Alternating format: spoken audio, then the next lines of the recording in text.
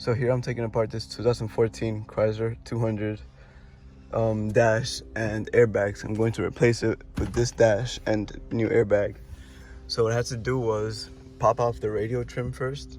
You can just use like a clip popper or a panel popper. You take off the trim piece, then you take off the radio. Then I had to lift off this bottom piece and remove 2 screws there. They're like T10s. I don't know exactly which size. T20 maybe. It's this one right here. Yeah, T20. Then you go around. It's remove this whole plastic trim that goes in the front, and you have to remove the side panel.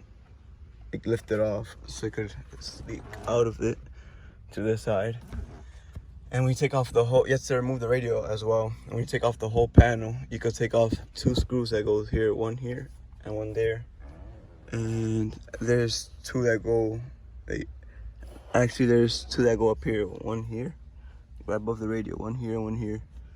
Then you have to remove the A-pillar trim piece and take off this plastic cowl that goes on the top.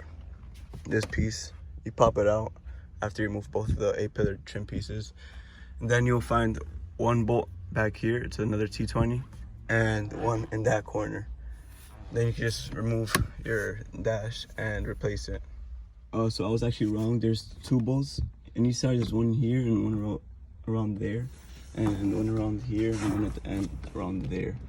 Okay, for some reason I left this for the end, but after you do all that stuff, or in the beginning, you have to pop the glove compartment and you have to push this side in a little bit. Once it comes down, push the other side and it goes all the way down. There'll be 2 bolts in here with studs for the airbags. Let me see if I could focus on them. Where is it at? Right here, this one and this one. You have to remove those 2 10mm bolts, and then the whole thing should come out. Okay, so here's a better picture. These are the 2 studs. I already took off the 10mm bolts. I just turned my flash on this time so you guys can see it better. And now, yeah, see, the whole thing just comes right off now. After you lift up the dash cover, you have to remove the 2 cables, these 2. Just pop off the clips and the whole thing should come right off afterwards.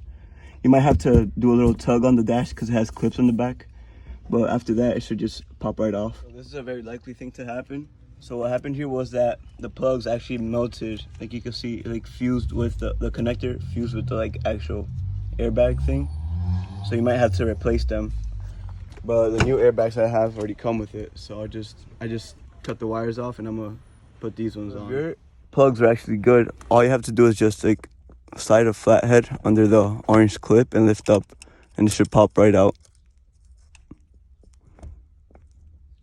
Like so. Then the whole thing just comes off. That's what should happen. So once you pop in your connectors, you can start remounting everything back to where it goes. The first thing I did was install the 2 screws that go in here. And now I popped in all the clips and all the little plastic dowels where they go. And now I'm gonna install the 2 screws that go back here and the ones that go back there, and then put on the plastic trim that goes in the back. So after you install the dash and put all the screws in, I put this plastic cover on and put the 2 bolts that go here. Then I put this corner piece on, put these 2 screws in, and then I installed the gauge cover. I forgot what this is called, the tachometer cover, whatever that is. Now I'm just gonna install the radio, and the last bit is the trim piece and this little plastic piece for the starter. And there you go, it's all put back together.